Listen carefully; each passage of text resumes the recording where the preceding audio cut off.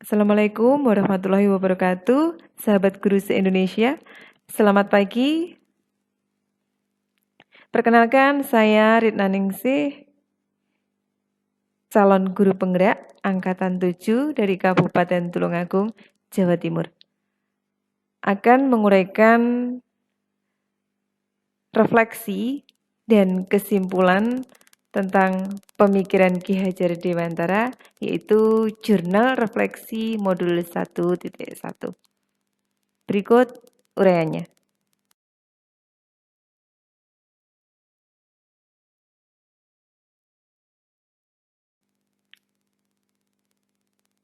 Dari koneksi antar materi yang sudah saya uraikan sebelumnya, kesimpulan dan refleksi modul 1.1 pemikiran Ki Hajar Dewantara adalah sebagai berikut.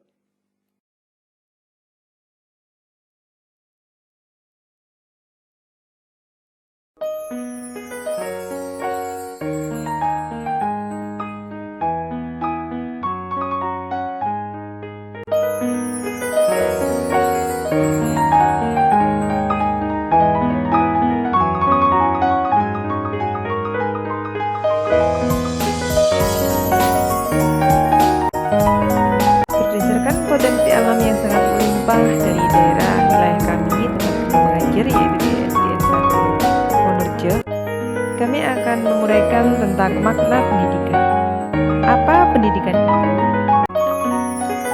Pendidikan adalah tempat persemaian benih kebudayaan, tempat untuk bersosialisasi, tempat untuk menggali bakat dan potensi, ruang berkreasi, ruang berkolaborasi, ruang komunikasi, ruang berdiskusi dan berbagi ilmu pengetahuan, tempat untuk mengembangkan diri, dan tuntunan.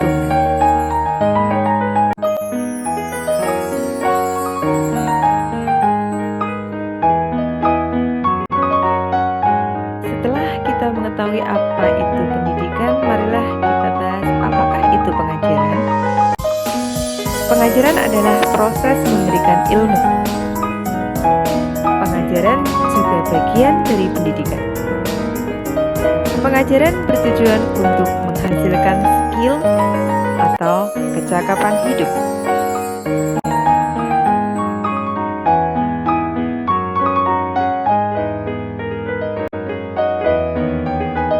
Lantas, apakah perbedaan pendidikan dan pengajaran? Berdasarkan dari hasil orientasinya, pendidikan menghasilkan akhlak dan budi pekerti. Sementara pengajaran adalah bagian dari pendidikan yang menghasilkan keterampilan atau kecakapan hidup. Sehingga kedepannya para peserta didik dapat menyongsong perkembangan zaman yang sesuai dengan pelajar yang memiliki akhlak dan budi pekerti serta memiliki keterampilan untuk mewujudkan kehidupan yang selamat dan bahagia.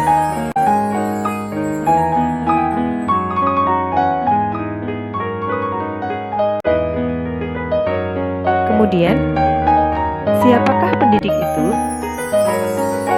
Pendidik adalah guru, pamong bagi murid, penuntun, sekaligus teladan bagi para peserta didik.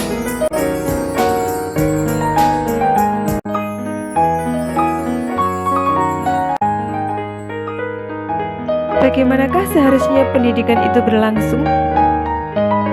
Menurut Ki Hajar Dewantara, pendidikan itu harus berhamba pada anak, sesuai kodrat alam, sesuai kodrat zaman, bersifat holistik, menggunakan konsep trisentra pendidikan, menerapkan asas Trikon.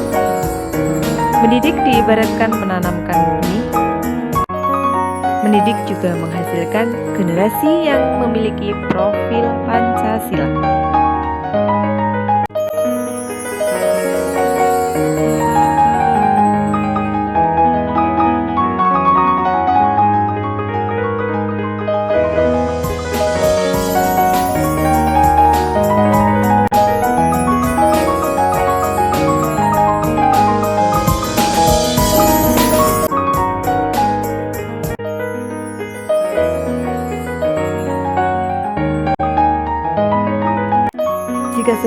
kita ulas bahwa pendidikan harus berhamba pada anak. Lantas, apa makna pendidikan yang berhamba pada anak itu sendiri?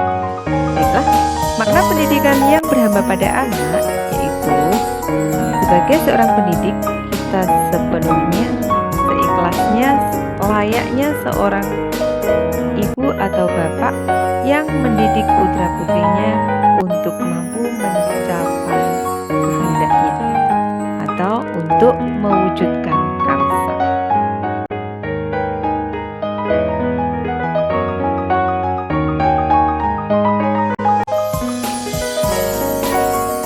Pendidikan juga harus disesuaikan dengan kodrat alam dan kodrat zaman. Apakah yang dimaksud dengan pendidikan harus disesuaikan dengan kodrat alam dan kodrat zaman itu? Pendidikan harus disesuaikan dengan kodrat alam, yakni dalam hal memberikan tuntunan atau pendidikan hendaknya disesuaikan dengan lingkungan alam yang ada di sekolah tersebut. Artinya, lingkungan belajar di daerah pedesaan tentu berbeda dengan lingkungan belajar di daerah perkotaan. Disesuaikan dengan ruang, kultur, budaya. Pendidikan harus disesuaikan dengan kodrat zaman, yaitu dalam memberikan tuntunan atau pendidikan disesuaikan dengan perkembangan zaman. Intinya atau contohnya, pada saat ini pendidikan tidak lepas dari penggunaan alat digital, penggunaan media informasi berupa jaringan internet, pengenalan IT berupa penggunaan teknologi komputer.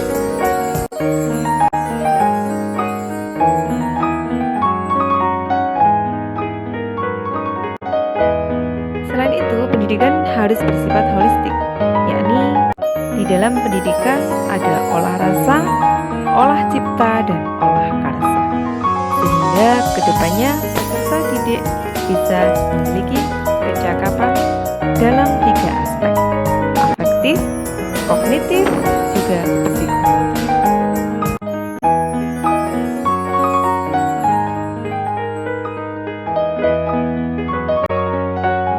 Dalam proses mendidik, perlu menerapkan konsep trisentra, yakni pendidikan dalam alam keluarga, pendidikan di alam perguruan, juga pendidikan di alam pergerakan pemuda atau organisasi.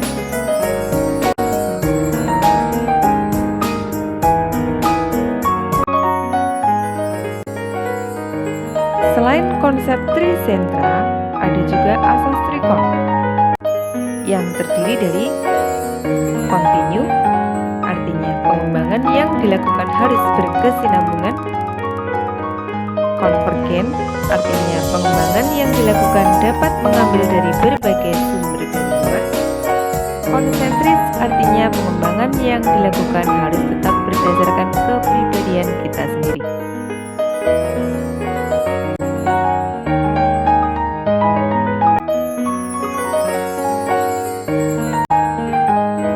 Kemudian, pendidikan diibaratkan menanamkan benih kebudayaan. Apakah artinya? Pendidikan diibaratkan menanamkan benih kebudayaan yang artinya yaitu menuntun kodrat anak, memelihara anak agar tidak mudah terpengaruh dengan potensi negatif, menebalkan potensi yang positif pada anak, dalam arti menggali potensi bakat minat yang ada pada anak sehingga terwujudnya karsa. Anak sebagai tanaman yang menghasilkan generasi penerus bangsa.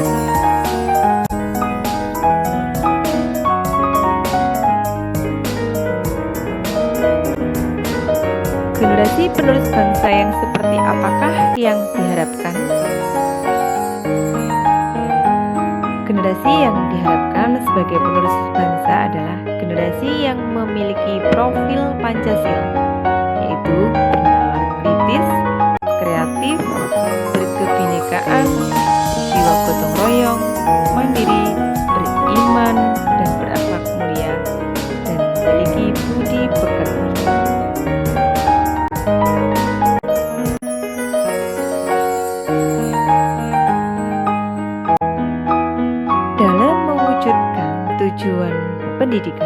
Sudah selayaknya para pendidik menerapkan filosofi pendidikan Ki Hajar Dewantara, yakni Ingarso Sung Tulondo, di depan memberikan contoh, Inmat Biomananto, di tengah bersifat membangun dan mengembangkan, Tuturi Handayani di belakang memberikan dorongan dan motivasi.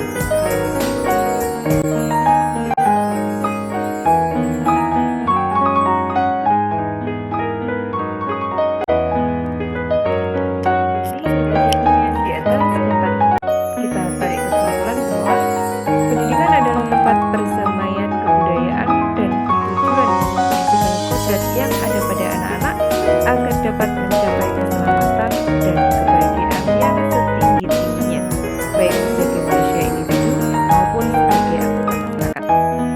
Sebagai pendidik hanya dapat menuntun tumbuh atau hidupnya kekuatan kodrat pada anak agar dapat memperbaiki lakunya, bukan dasarnya hidup, dan tumbuhnya kekuatan kodrat pada anak. Sehingga dalam proses pendidikan menurut Ki Hajar Dewantara dapat dikoneksikan sebagai berikut. Untuk mencetak generasi yang memiliki budi pekerti, pendidikan harus bersifat holistik, menggunakan konsep trisentra pendidikan, menerapkan azas trikon, berhamba pada anak, diibaratkan menaburkan benih pada persemaian, sehingga kedepannya memiliki kecakapan